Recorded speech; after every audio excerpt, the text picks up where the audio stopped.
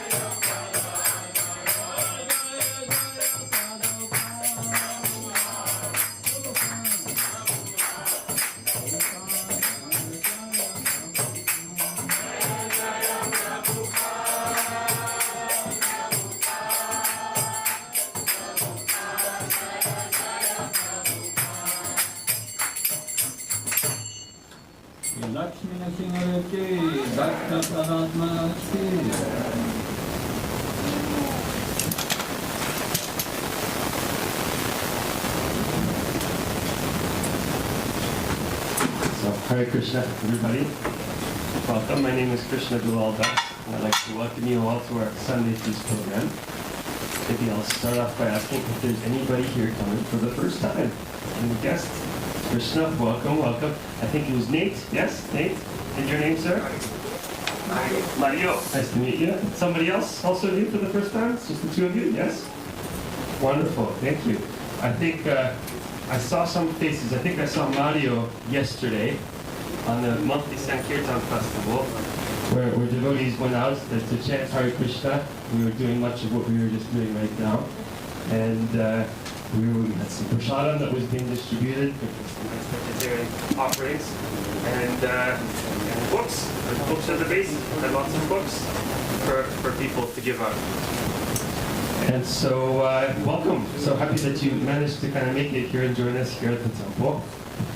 The format of our program, this is known as the Sunday Feast program. Actually, it's done pretty much every major country.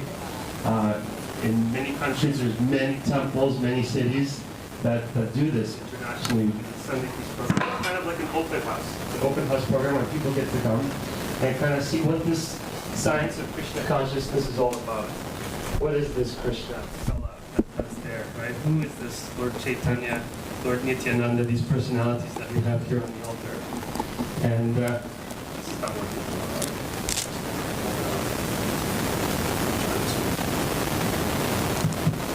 Yeah. So, and they consist of, when we do these programs, they consist of, we have this Kirtan, we get to kind of come into the temple, we chant this Maha Mantra that was up there. It kind of goes like this: Hare Krishna, Krishna Krishna, Hare Hare, Hare Rama, Rama Rama, Hare Hare. This is the main mantra that we're really known for, right? The name of this organization is International Society for Krishna Consciousness. But a lot of people, when you say that to them out on the street, did you know about ISKCON, with this International Society? They're like, no, I've never heard about it. You know, the Hare Krishnas.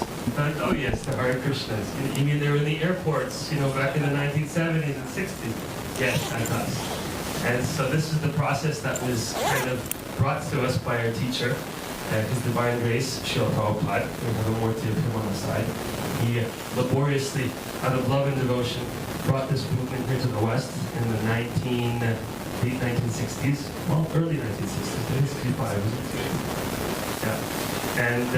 And so he spread it all over the West, all over the world actually. He saw that there was this need on the order of a spiritual master to give something to the soul. You know, people in life, they're struggling constantly, day to day, with so many things, you know, mental trials, material issues, this and that. And he saw that in a lot of people's lives, wherever you would go, there was something that was missing, something that was devoid, right? Some food for the soul. And so Prabhupada, on the order of a spiritual master, he came and he delivered this wonderful education, wonderful philosophy, way of life. He built a house in which the whole world could live in. And so we are very fortunate actually today because we have the great opportunity, the great benefit of having His Holiness Bhakti Prabhava Maharaj here with us today. And so this kind of concludes a 5-day stay. Maharaj was here giving lectures in the evening and the mornings throughout the last few days, and this is his last night that he's with us. And he will be sharing something with us on the science of Krishna consciousness. And so we should take this opportunity to take in with our ears as much as we can. And if you have any questions or realizations or comments, there will be facility for this afterwards. And following Maharaj's class, we'll have probably a little bit more kirtan if time permits, and we'll conclude the evening with prasadam, which is food that has been offered to the Lord. It's a vegetarian feast that has been sponsored and prepared by our devotees here locally, and so hopefully you can stick around for the rest of the evening to join us again. Hare Krishna.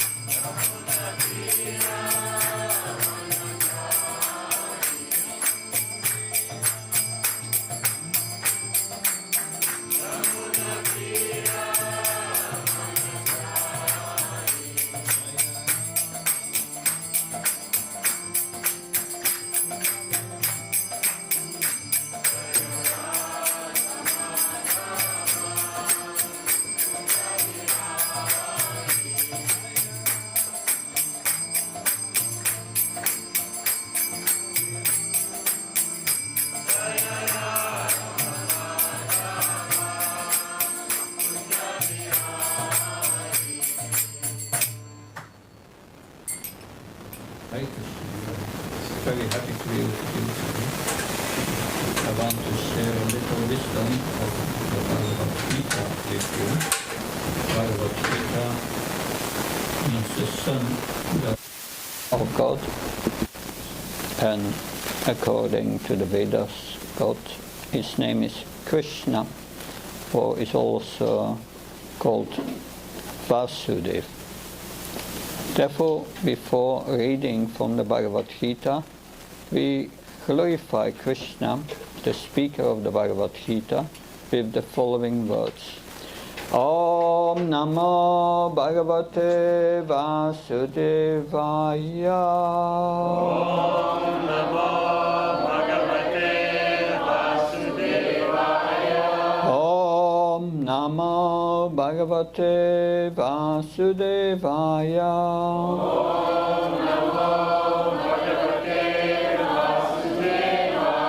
Om Namo Bhagavate Vasudevaya.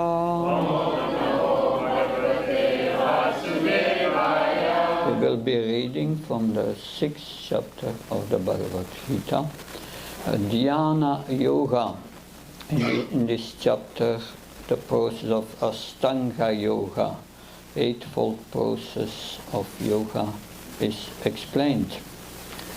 And so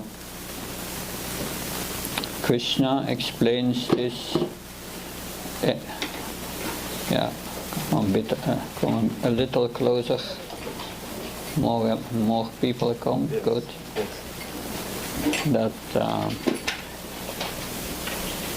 So Krishna explained this Ashtanga Yoga. So we know. I don't know. Most of you will be acquainted with Hatha Yoga and the 8 stages of Hatha Yoga: Yam, Niyam, Ashan, Pranayam, Pratyahara, then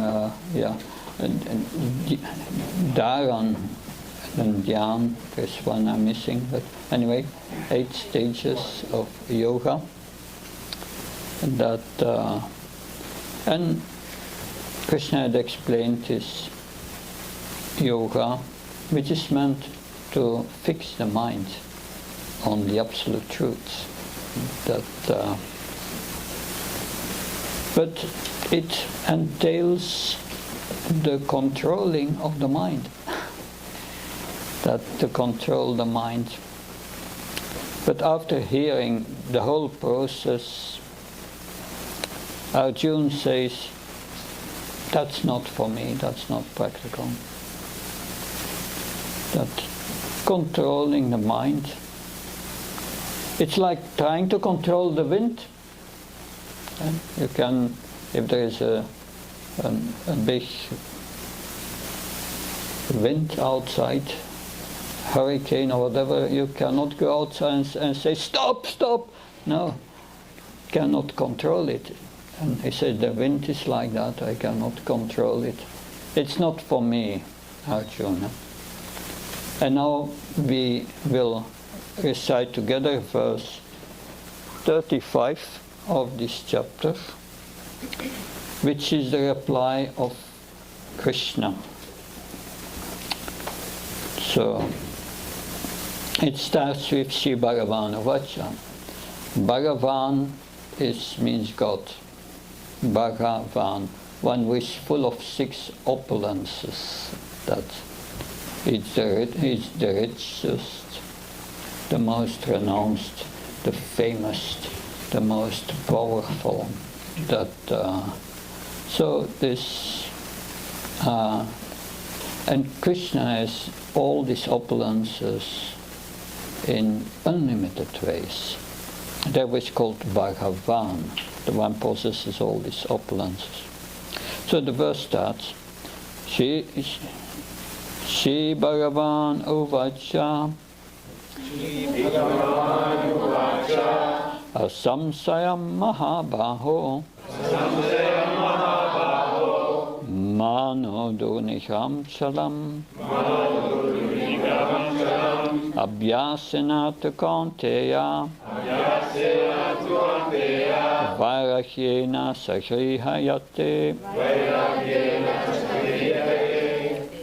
So the word-for-word translation, you can repeat, then you get a sense of what the Sanskrit means. Shri Bhagavan Uvacha, the personality of Godhead said, Asamsayam, undoubtedly, Mahabaho, O mighty armed one, Manna, the mind, Donikraham, difficult to curb, Chalam, flickering, Abhyasana, by practice, Tu, but, Kanteya, as O son of Kunti, Vairahyena, by detachment, Cha, also, Hriyate, can be so controlled. So Lord Krishna said, O mighty armed son of Kunti, it is undoubtedly very difficult to curb the restless mind, but it is possible by suitable practice and by detachment. So we can repeat that together. Lord Sri Krishna said, O mighty armed son of Kunti, it is undoubtedly very difficult to curb the restless mind. But it is possible by suitable practice and by detachment. Now I will read a commentary written by Abhayacharnavinda Bhaktivedanta Swami Srila Prabhupada Ki. The difficulty of controlling the obstinate mind as expressed by Arjuna is accepted by the personality of Godhead. But at the same time, he suggests that by practice and detachment, it is possible. What is that practice? In the present age, no one can observe the strict rules and regulations of placing oneself in a sacred place, focusing the mind on the supersoul, restraining the senses and the mind, observing celibacy, remaining alone, etc. By the practice of Krishna consciousness, however, one engages in 9 types of devotional service to the Lord. The first and most and foremost of such devotional engagement is hearing about Krishna. This is a very powerful transcendental method of purging the mind of all misgivings.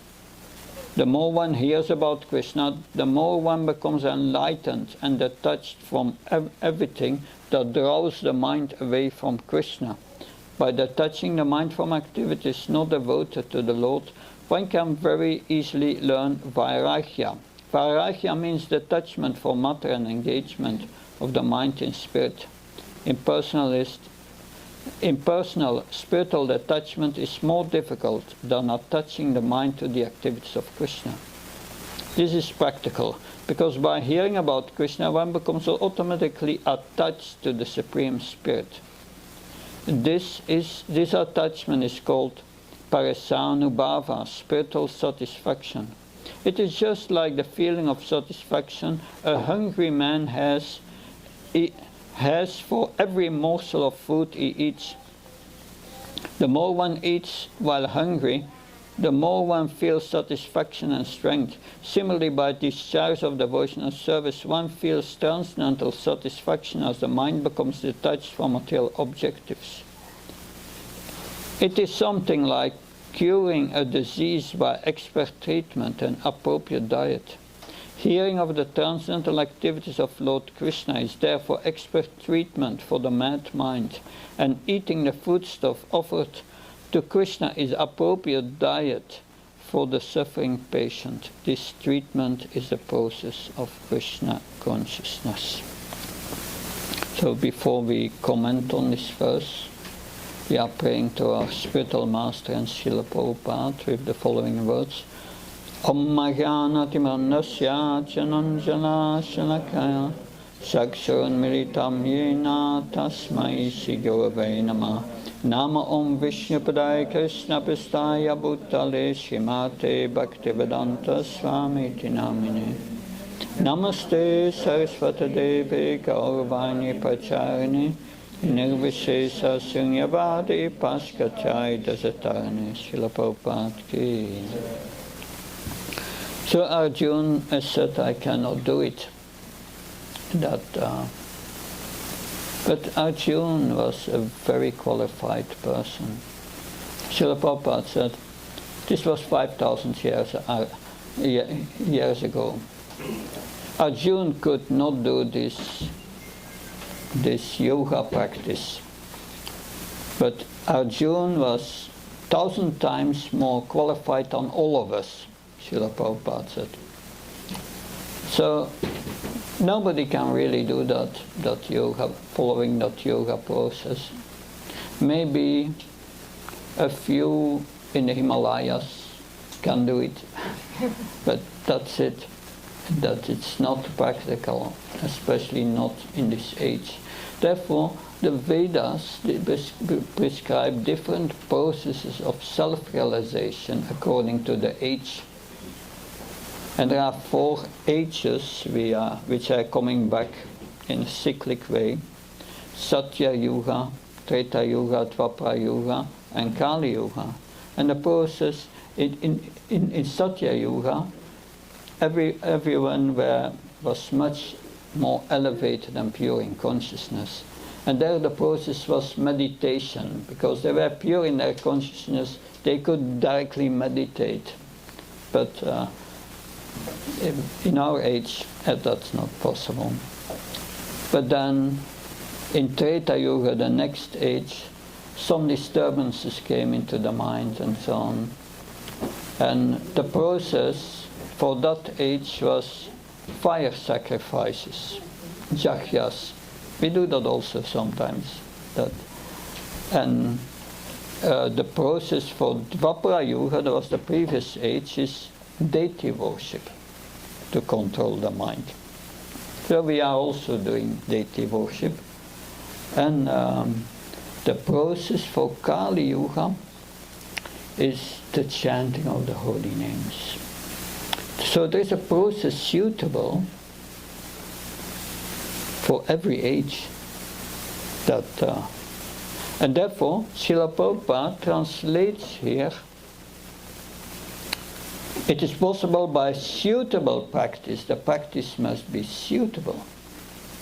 So the suitable practice is the chanting of the holy names. By this we can realize our spiritual, blissful nature.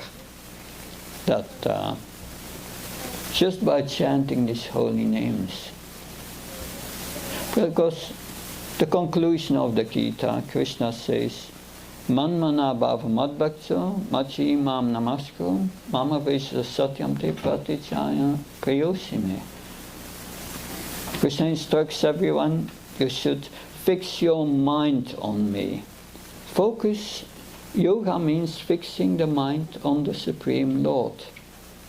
That's also mentioned in this chapter. It mentions the purpose of yoga. The purpose of yoga is Shitatmana Pashantasma, that Paramatma Samaita.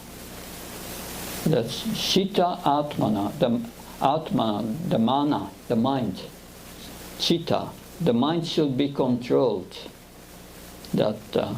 And if you control the mind, it's free from mental disturbances, free from lamentation, free from hankering, peaceful, then it becomes peaceful, prashantasya. And when the mind is really peaceful inside, completely peaceful, Paramatma Samaita. You find God in your heart, Krishna in your heart. That's called Paramatma. The Christians call it the Holy Spirit. You feel it in your heart. That direct contact, because Krishna is in our heart, here. There are so many things in this body we don't control. It's Krishna, Paramatma, controls material nature. And he's always with us in our heart. That he's regulating our heartbeat, our digestion. He gives us remembrance, knowledge, forgetfulness, Krishna says. That so we are not the only controller. Krishna is in our heart. And that's the purpose of yoga, to come in contact with Krishna in the heart. That the purpose of yoga is not to get rid of too much fat or to become healthy, make the body healthy. No, that's not the purpose. It may be to a certain extent a side effect, but that's not the purpose of yoga. Yoga means controlling the mind and fix it on the Supreme within the heart. So Krishna concludes Bhagavad Gita saying, "Man mana, always think of me." That if you always think of me, Krishna says, you will become my devotee. Bhavamat Bhakti, you develop love for me.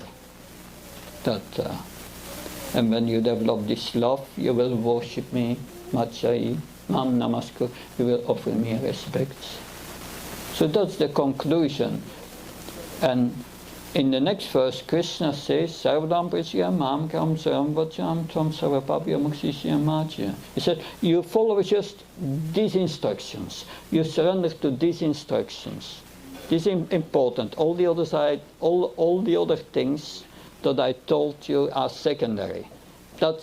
You do this, you surrender to these instructions.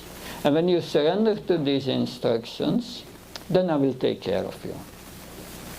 But Krishna knew, in this age, Kali Yuga, nobody wants to surrender to anyone. So Krishna was worried about us in this age. And therefore Krishna, he decided to come again.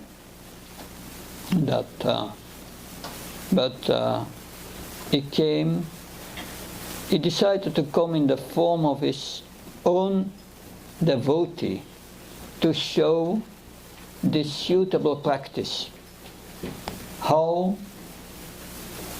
What's a suitable practice for this age? And Krishna appeared 500 years ago as Sri Krishna Chaitanya. And we see, therefore, Sri Krishna Chaitanya is the deity at the right side here, on the altar. The Sri Krishna Chaitanya. He came 500 years ago in the form of his own devotee. He didn't show him openly as the Supreme, but as his own devotee. And he came to instruct us how to make spiritual advancement in this age.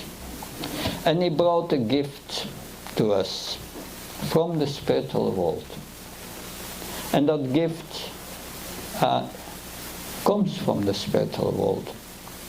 It's the holy name of Krishna. We have this book. This book is Bhagavad Gita, the words of Krishna. But there is another book, it's called Srimad Bhagavatam, or the Bhagavad Purana, which is about the activities of Krishna. That his activities, and also Krishna speaks in certain parts of the Bhagavatam, but mainly his activities. And in the 10th canto, there are 12 cantos. That 10th canto, which is four big books, there Krishna's activities 5,000 years ago, when he was on this earth, are explained. And also the activities of the spiritual world are explained. So Krishna says in Bhagavad Gita, Ham sarvasya parvo mata sarvam pavartate iti mat prabhajantam buddha bhava samamvita.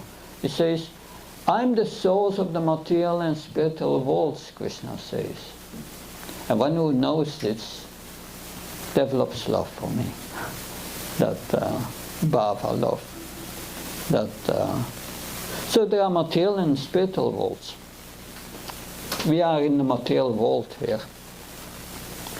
The material world is described by Krishna's dukkha layam ashashvatam, as temporary, full of misery, whereas the spiritual world is eternal and full of bliss. So you have beyond all the, because of course Krishna says this is all the kingdom of God. So the material world is also part of the kingdom of God, the spiritual kingdom. But in the spiritual kingdom you have a black cloud. It's called the Mahatattva. And that's where all the material universes are. It's factually the prison section of the spiritual world. So the good news is we are in the spiritual world. The bad news is we are in the prison section. And all the other living entities, innumerable living entities, they live in the spiritual world, an eternal world, those full of bliss and knowledge that is without misery, because it's called, the spiritual world is called Vaikunta. Kunta means misery, without anxiety. But also in the Bhagavatam there is a description of the kingdom of God of Vaikunta, and it's vividly explained. And there are in the Vaikuntas, the spiritual world, innumerable spiritual planets, and they are self-effulgent, more effulgent than 1,000 suns coming up at the same time. Because our sun in this universe is just a very bleak reflection of this Vaikunta planet. And there live innumerable living entities. But beyond the material and the spiritual worlds, beyond Vaikunta, there is Goloka Vrindavan. Is the highest planet.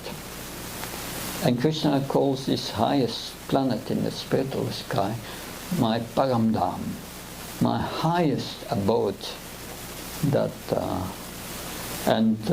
This Goloka Vrindavan, this is also called Krishna Loka.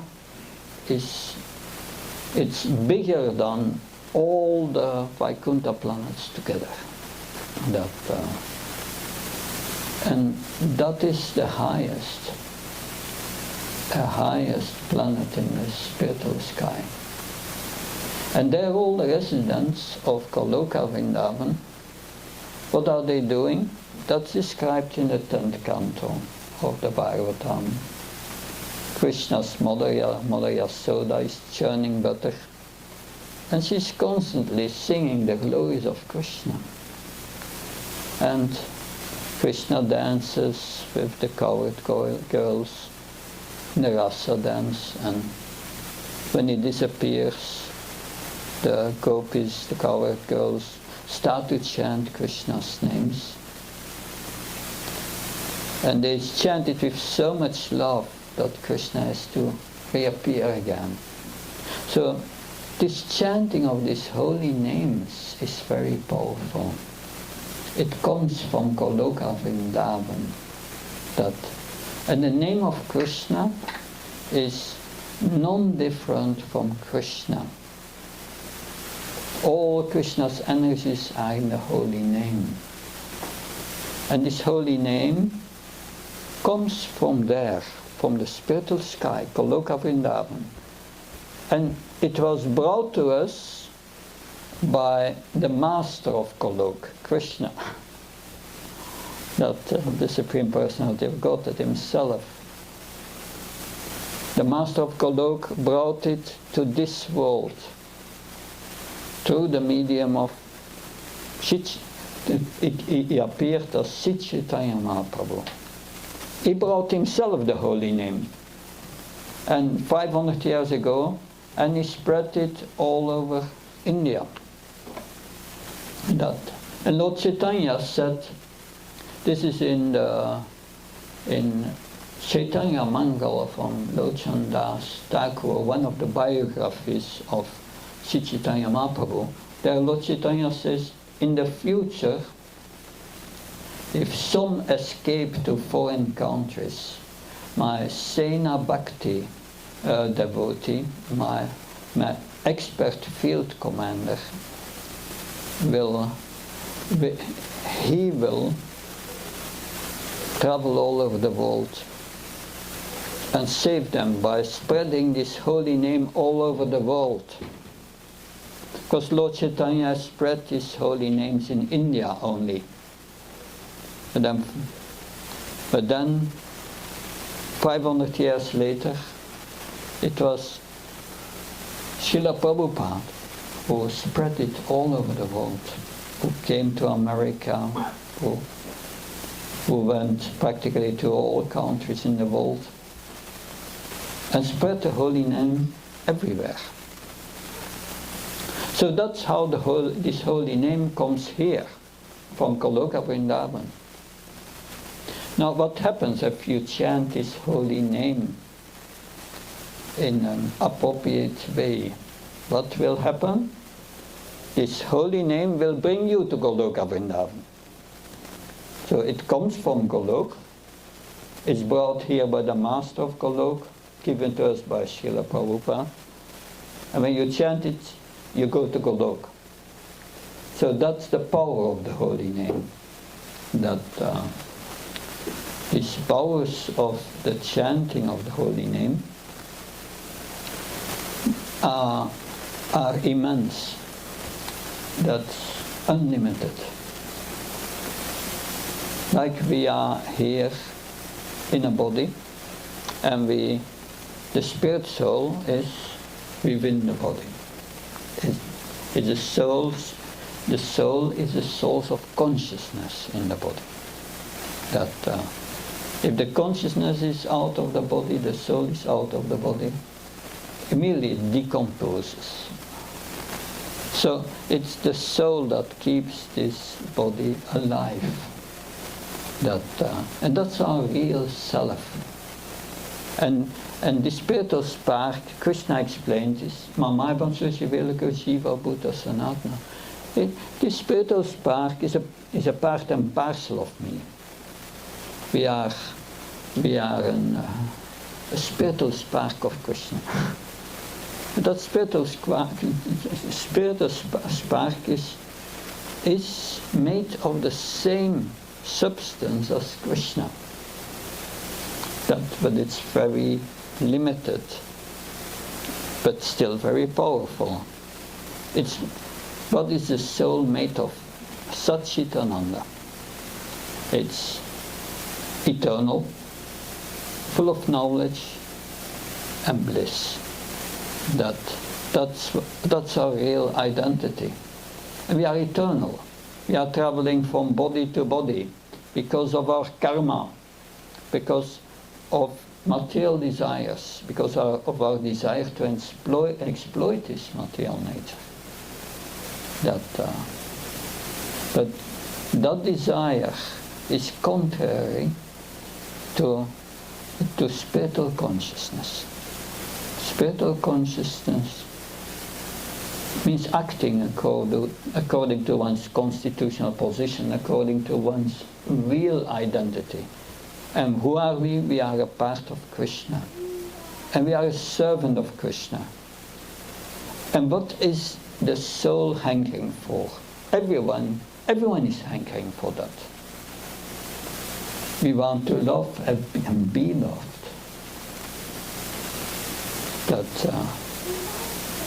But do we attain that by serving in this material world? By serving this body which we are not? No, it doesn't give satisfaction. We get only frustration in this world if we are working for the satisfaction of the senses.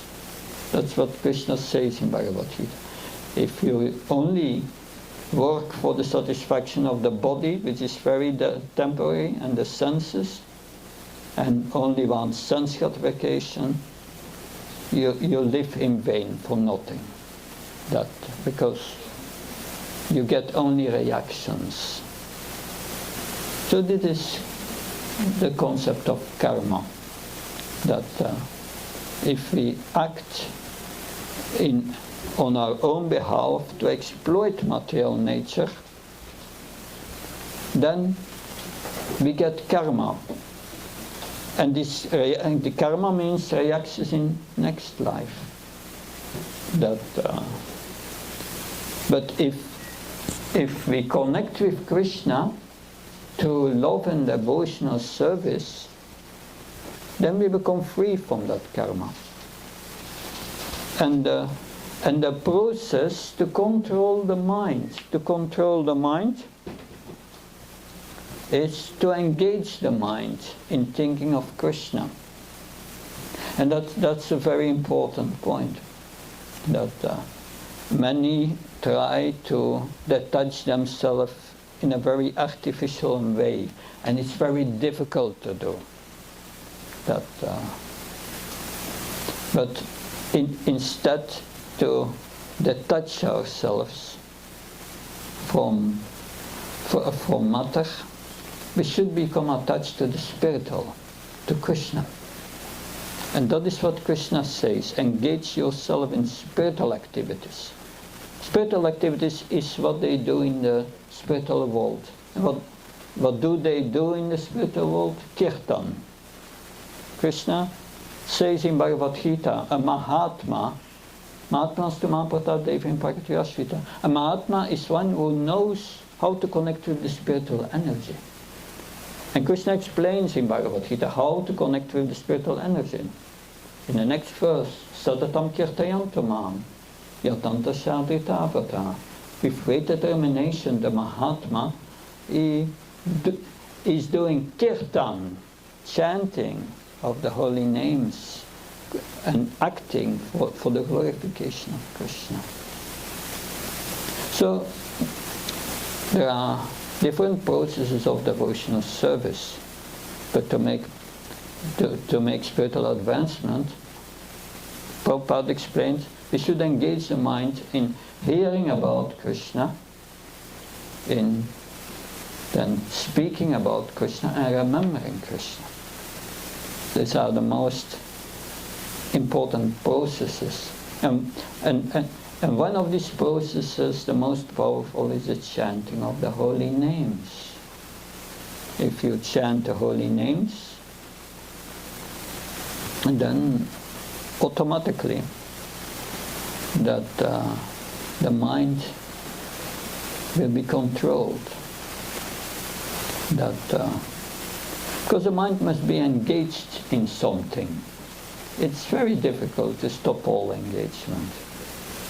Like those who have children, if children are not engaged, young children, in some activity, they will do mischief. Therefore we must always engage our mind. It tells sometimes this story that there's a man. The man has a bottle, the bottle is closed, and in the bottle is a jinn, a kind of spirit. So he opens the bottle, and the spirit comes out and bows down before him. He says, I'm your servant. Please engage me in your service. If you don't engage me for a second, I will kill you. And the man immediately said, clean the kitchen. And the spirit was cleaning the kitchen. And then he said, and now the bathroom. I was thinking, if he has done all the rooms, well, I'm going to say. So when he had done all the rooms, he said to the spirit, now you go outside you see this tree there. You climb up on the tree, up to the top, and then you jump to the next tree and come down again. And then you go to the next tree, go again to the top. You jump to the next tree, come down again. And like this you do all the trees in the forest. And when you have finished, you start again. So that was his way to get rid of. But the lesson that we learn from this, if we don't engage the mind in activities, the mind will engage us. They say the idle mind is a devil's workshop. Yeah. So yes,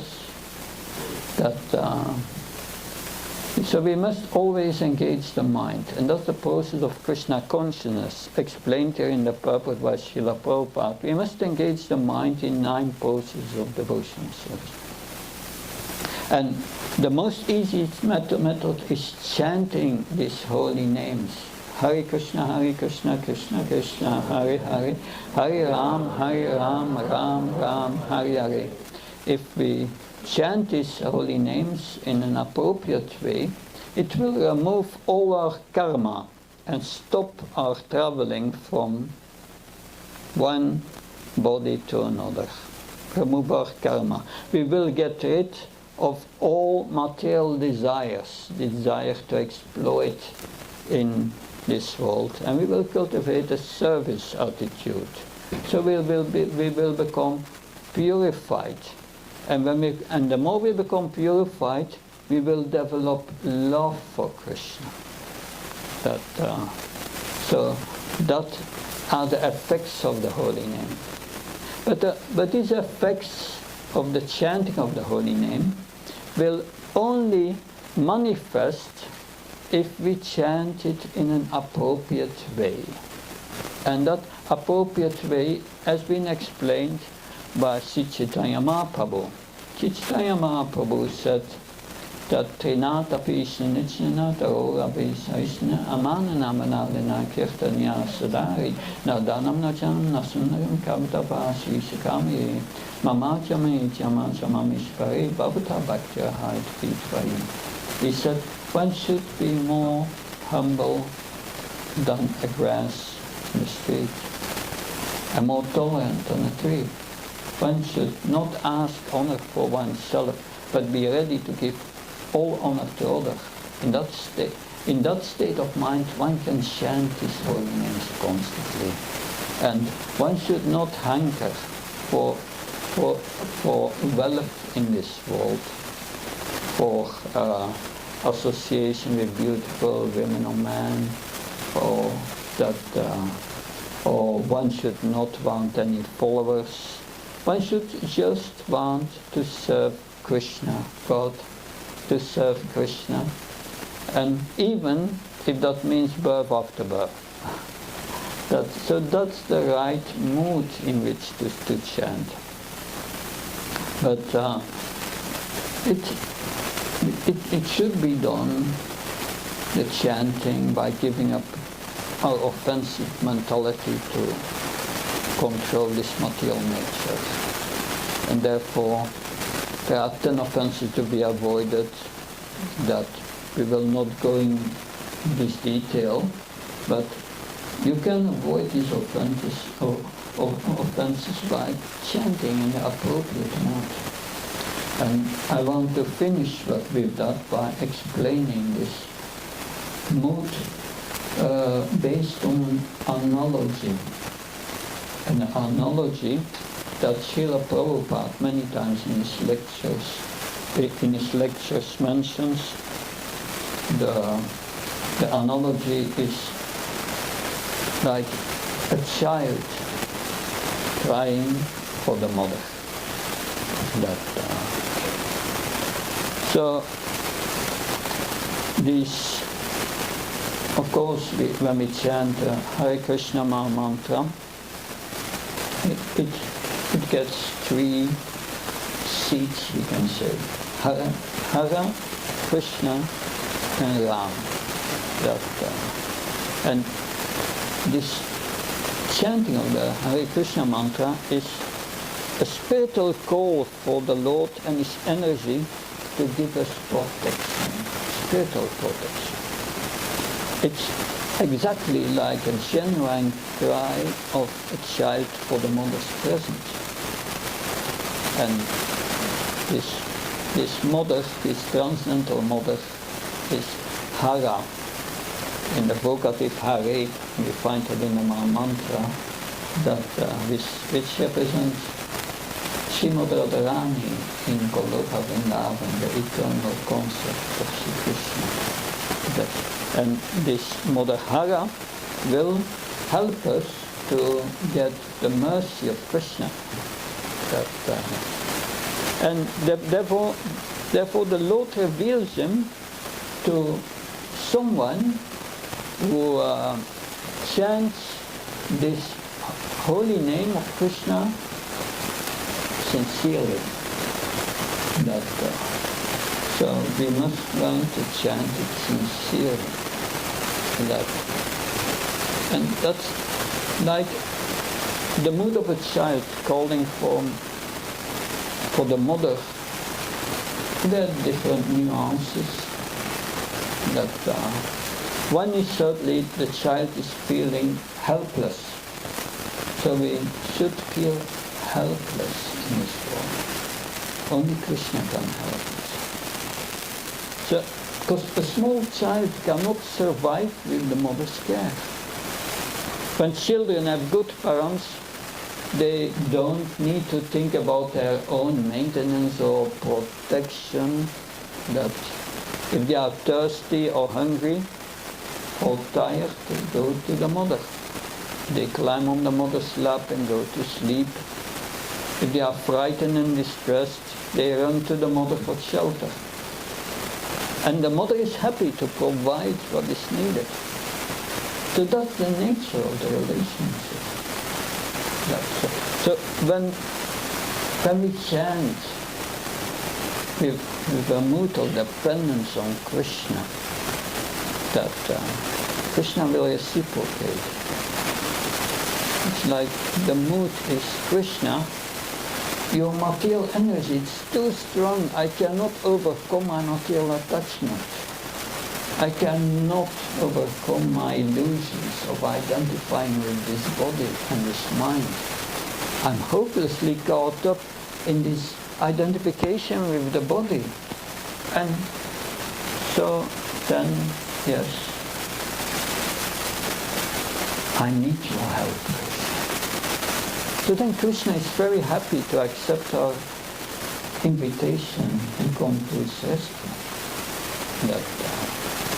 Because all Krishna's potencies are in this holy name, but it will only be manifested to us when Krishna sees in our heart we are sincere. So that's the first requirement. We should feel helpless without Krishna. Then understanding Krishna is our only maintainer, our only protector in this world or in any other situation. The second thing is, if we chant his holy name, we must be focused. Focus should be there. Great attention, focus. Because when a child cries for the mother, is the focus on one person. The relationship between a child and a mother is extremely close and exclusive. So when a baby cries, there may be thousands of people who want to help, but no one can console the child. Even the father is many times at loss in stopping the baby's crying. But the baby wants only its mother. The crying is especially directed towards the mother. There is a feeling towards the mother that I'm yours. Similarly, when we chant the holy name, we should totally and exclusively focus on Krishna. And When we chant, we forget all the rest. Only Krishna. Let all other relationships in this world fall away and connect with that one person who is always there for us, who is in our heart, who has accompanied us in our heart for many lifetimes, who is our best friend, who is our eternal well-wisher. All other relations will come and go, but the relationship with Krishna is eternal. It's the only thing that we really can claim ownership in this world, our relationship with Krishna. You can say, I own this and that, but then you leave the body and you come naked, you go naked, you don't take anything with you. But Krishna is always with you. It's the only thing we can really claim ownership on. Krishna is mine, and everything else around Krishna is limited and temporary. So we have helplessness, focus, but then love. We have to put our affection in the center. So Prabhupada said that the closest thing to pure love in this world is the mother's love for the child. So he says also this egoistic aspect, that love, because the mother gives the love to her own side, not to the other. So but it's the closest to real love. That there's no closer bond of affection between the mother and the child. No matter what her children may do, the mother cannot stop loving them. No matter how ugly her children are, the mother sees them as beautiful. Even if a child rejects the mother and leaves home for years, the mother will receive him back with open arms at any moment. So, but even more than a mother loves her child, Krishna loves. He never wanted us to come to this material life, but he respected our choice, that he unwillingly sanctioned. But he wants us to come back to him. And so for every step forward, every step we take to Krishna, Krishna is waiting us with open arms, that he wants us to return to him. So when we chant, we need to open our heart to receive this love and reciprocate by saying his name. Now these are three aspects we discussed: helplessness, focus, love. But there's a fourth one. We need an extreme longing.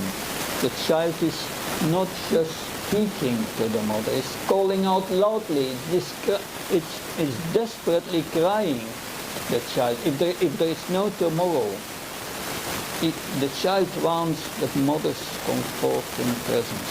Our chanting should be with the same intense longing for Krishna's association. So Rupa Goswami, Nectar of Devotion, says that the qualification of going back to the spiritual world is this longing. We need to be eager to attain Krishna. And yes, so these are some of the aspects of the mood in which we need to chant His holy name. Feeling helpless, focus, love, longing. And please try to chant His holy name in these moods, and surely you will make quickly spiritual advancement, that it will destroy your karma and remove the material desires from your heart, and open your heart to give and receive love. Because Krishna is the Bhakti Rasa, is the ocean of love, and if we are connected to the ocean of love, we should accept love and enjoyment in this material world. And as spiritual souls, we are meant for the enjoyment. Ananda Maya Vyasam. We are meant for the spiritual enjoyment. We are not meant to get material bodies and walk in this world. No, that's not our purpose. The purpose of life is becoming Krishna. Love and me, very unusual. Thank you very much. And question or comment?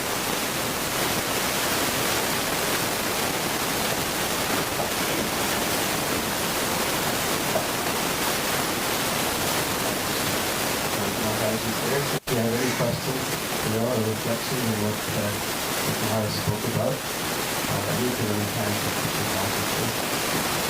can. If you have to raise your hand, we will pass over the microphone to you.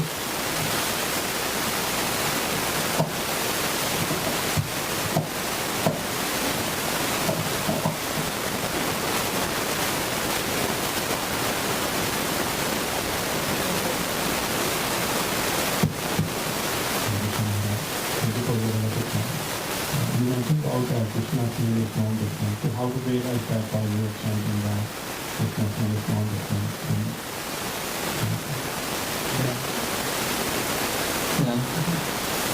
Prabhupada said, you take any material name, like Coca-Cola, you chant Coca-Cola, you chant it, I think, after 10 minutes, you will find it very boring.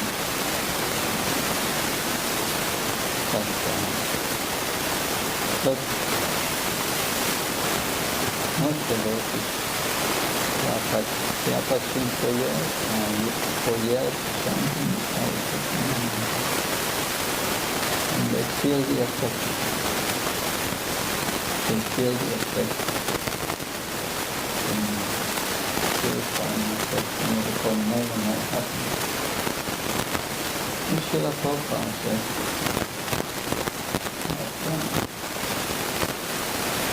we must taste the honey by licking the outside bottle of the honey jar.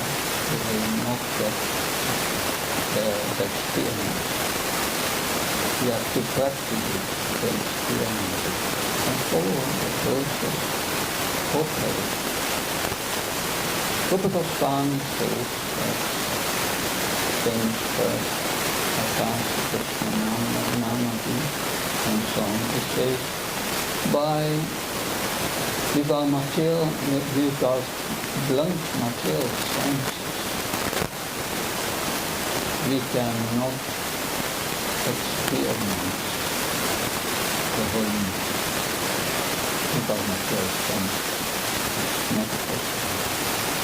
But if one starts to chant and using the tongue of chanting, Hare Krishna, Krishna Krishna, Hare Hare, Hare Rama, Rama Rama, Hare Hare, and uses the tongue only for eating Krishna prasad, spiritual food, and being obscured, then slowly the tongue and the senses will become purified. And then it becomes purified from the material contamination of passion and ignorance, the material modes. And one comes to goodness. Really, one comes to understand who Krishna really is, what his holy name really is. And that is the process given by our acharyas. Without following that process, we can never know who Krishna is. but we can never realize that going in is Krishna. And that's the process given by our desires, how to realize that the name of Krishna is equal to Krishna.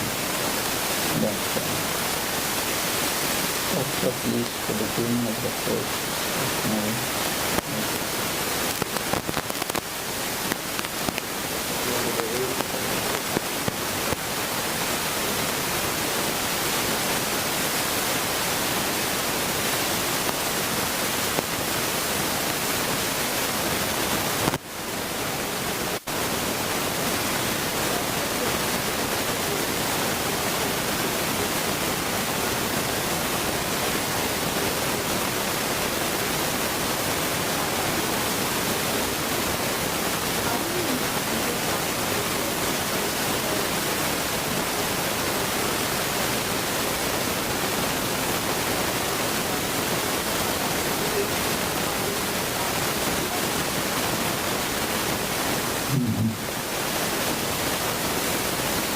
Yes, that is a process to become Krishna conscious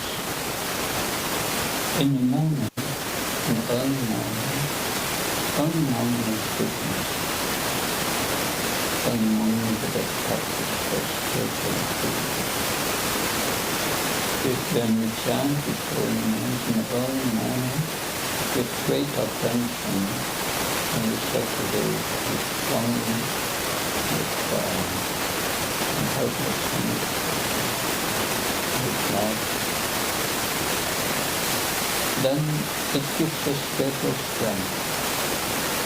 Spiritual strength is in the hand of Krishna every moment in the day. That's the source of spiritual strength. We must endeavor during the day to engage our activities in the service of Krishna within the heart. That's internal. And that's important because Krishna says we are close to the strength of the service of the heart. Whatever we do, whatever the state is, do it as an offering. So we should do our work in joining with Krishna. But you don't have to tell your boss that I'm joining with you. And you should always think, I do it for Krishna, therefore it's an offering to Krishna. It should be first class, not God. And sometimes you have challenges in your work. Then you pray to Krishna, I'm doing it for you. I will use the salary for your benefit.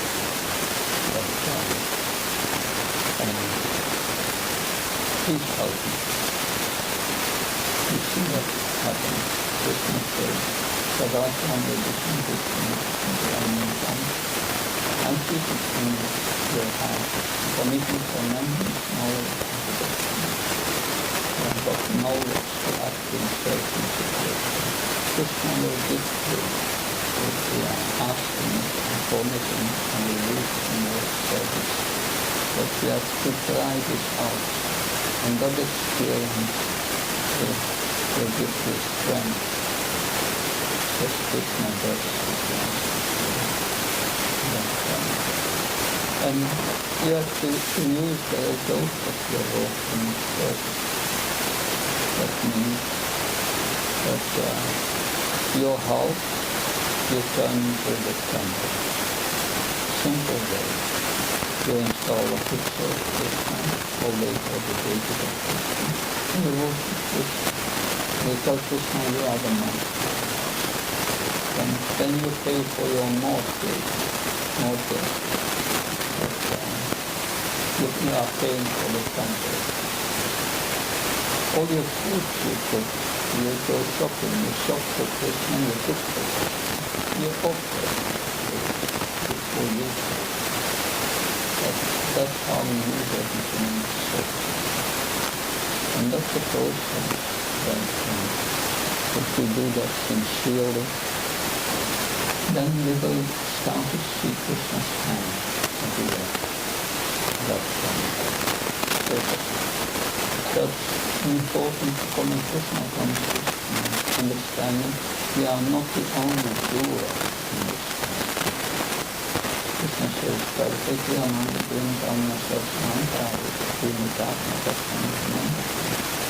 says, Krishna says, those who think that they are the only doers in this world are the Buddha's great eyes. Because everything is done by and I control, not only the other. So we can wish to do so many things, we have so many plans, but if it depends on us only, that is the plans will be fulfilled. Are your plans always fulfilled? No, many times not. So it depends on Krishna. And that mood of dependence should be there. And then, with that inner mood, if we are sincere, Krishna will reciprocate. But if we are puffed up, or we think, who is this Krishna, does not exist, or whatever, we don't have faith, there's no hope. Krishna says in Bible, then there's no hope. But when you take faithfully to this Krishna consciousness, there is all hope. I hope that helps. So maybe, if it's okay, maybe we could take one more question for Surendra Gopal Prabhu. Yeah. And we would really love to maybe, by your mercy, dive into the chanting of this holy name that we're speaking about, to maybe have some kirtan to finish off. Would that be okay, Maharaj? Yeah, I'm not again.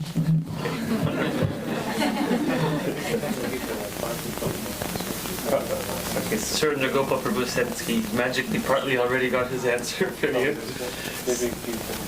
So if we could go into Kirtan, and perhaps if any of you have more questions afterwards, maybe Maharaj will be available for a few minutes. So you could come and approach Maharaj. He's going to take his shadow here. Oh, great. Wonderful, wonderful. Maharaj.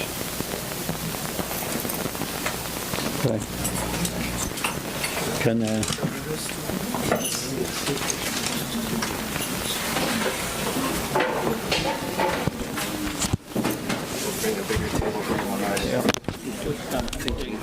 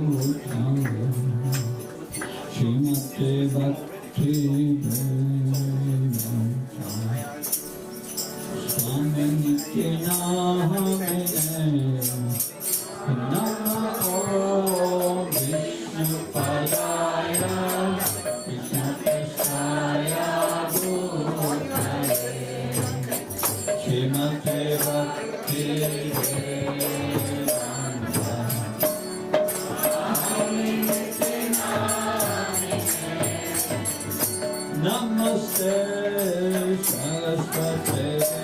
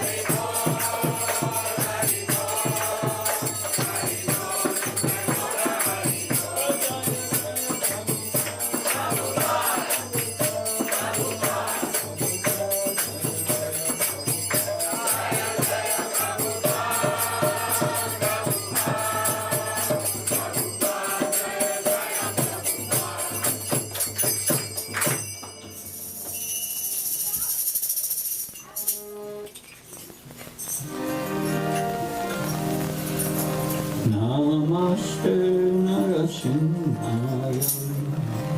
Namaste Narasimhaya. Namaste Narasimhaya.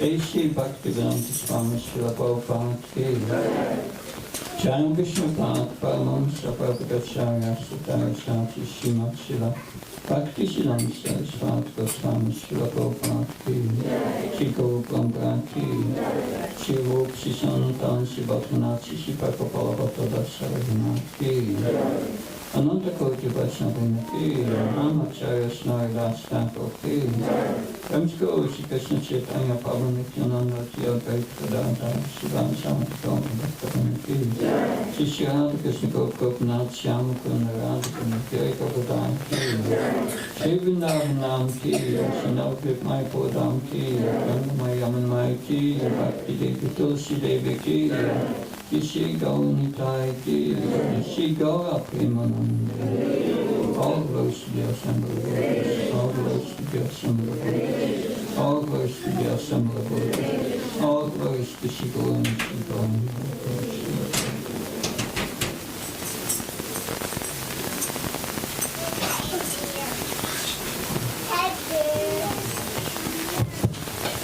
Hare Krishna. So thank you very much again, Maharaj, for coming and giving us your presence, sharing wisdom with us of Bhagavad Gita and the science of Krishna consciousness. I was just listening to the words and how they were coming out, and I was just like, wow, it's just so beautiful, you know? Such a beautiful thing that Prabhupada has brought to us. And so we should really take full advantage of this, right? It's a rare thing. It's actually a very rare thing for all of you here to be here in this temple right now. You must have done many wonderful yogic exercises in the different ages, millennials, who knows, to just be able to have the opportunity to stand in the temple of Krishna right here, and in the presence of his devotees as well. So this kind of concludes the program for this evening. We will have prasadam that will be served, which is food that has been offered to the Lord. So it's going to it'll be brought up shortly. And so if you like, you could, before the curtains close, you could say some prayers to the Lordships, come up closer and personal if you like, take some pictures, and then the curtains will close during the serving of the feast. Also, we are planning on going out on the streets and doing some chanting today after prasadam. So maybe around 5:30, we'll say 5:30, we'll start to gather out front in the temple. So any of you who want to come and dance and jump off posts and sing, right, like they did in the olden days, you could come and join us. I think last week, Maharaj Prabhu, he said we had about 15 devotees maybe that came out or so. 10 to 15. So anybody feeling, rejuvenated and wants to come and chant and sing, you can come and join us. The weather seems to be holding out okay. It's nice outside. So that'll be then. Also, I wanted to acknowledge our sponsor for this Sunday feast. As you know, as you can see, we have a little list on the wall here, and you can sponsor the Sunday feast program. So as you can imagine, there are some costs that are associated with preparing large quantities of food. And the devotees come here, usually starting at around 10 o'clock, 11 o'clock, and start to prepare the feast for the evening. And it costs about $350 to sponsor a feast. And so that's an opportunity, that's an ongoing thing. As you can see, there are some empty spots there. You see May, June, maybe 1 or 2 opportunities there. Then we've got some August spaces too. So that's one way of supporting. Another way is also, as you can see, we have garlands that are placed around Shri Gauranitai and Srila Prabhupada, and all these beautiful garlands that you see.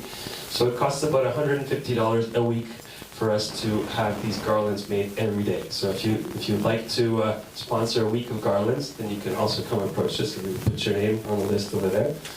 And so today's feast has been sponsored by Her Grace Mother Sri Devi. Hare Krishna. Thank you so much.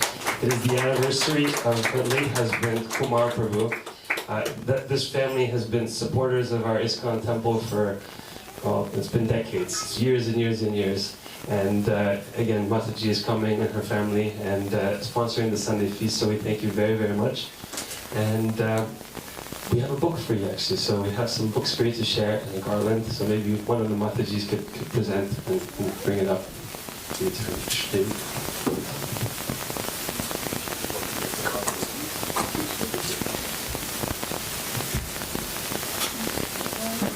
Hare Krishna, thank you. And a few other announcements. One is that Vaishnava Sangha Festival, which is our 5-day, 4-night festival out into the woods of the Quebec region, 4 hours away, is happening August 7th to 11th. And registrations have already started. If you go to vaishnavasangha.com, right, you could register. You could go for 1 day, 2 days, 3 days, 4 days, the whole festival. And we will be hoping to have the presence of some wonderful guest speakers, presenters, Bhakti Yoga practitioners. There will be lots of facility for Kirtan.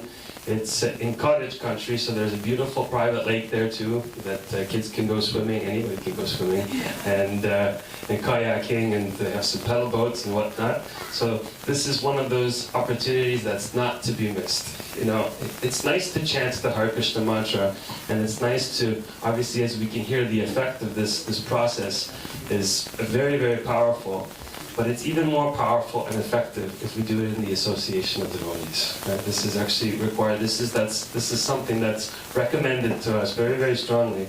And so you have this opportunity to have this immersion, really go into this with devotees. We have a morning program, so it's at 4:30 every morning for those 5 days, and seminars and Kirtan. And we go to the neighboring town, Shawinigan, which they generally don't see devotees there at all, and suddenly we have a Hare Krishna explosion. You have like 75 devotees chanting and doing Kirtan, and it's really, really cool, because when people look out the window, we look like we're like Martians, right?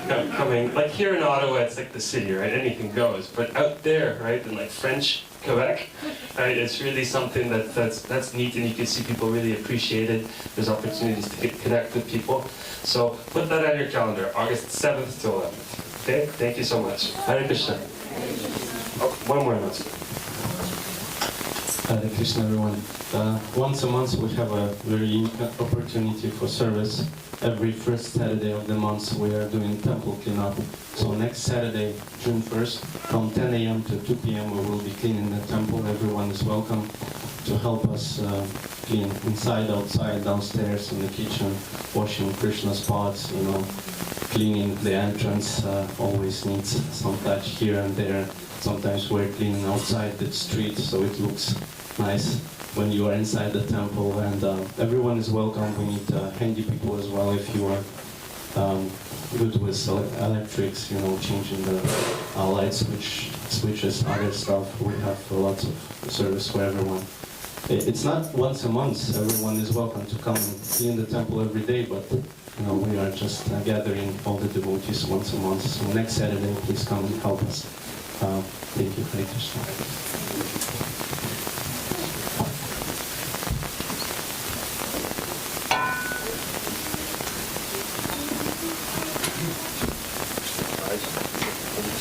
People come to our festival. August 7th. We fly out wherever.